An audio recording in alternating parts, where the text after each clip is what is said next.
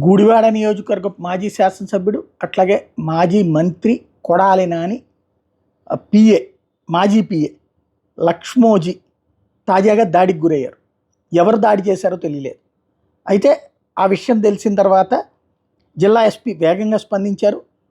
ఆయనకి అక్కడ గుడివాడలోనే ట్రీట్మెంట్ తీసుకోవడానికైతే వద్దని చెప్పి పోలీసులు బలవంతంగా ఆయన్ని అక్కడి నుంచి విజయవాడకి తరలించారు. కొడాలి నాని పిఏ ప్రస్తుతం సివిల్ సప్లైస్ విభాగంలో సీనియర్ అసిస్టెంట్గా డ్యూటీ చేస్తున్నారు. అంటే మాజీ పిఏ అనమాట అతను. లక్ష్మోజీ మీద దాడిని కృష్ణా జిల్లా ఎస్పీ గంగాధర్ విచారించారు. ఆ లక్ష్మోజీ దాడికి గురైనటువంటి ప్రదేశం సిఎస్ఐ చర్చ్ దగ్గర.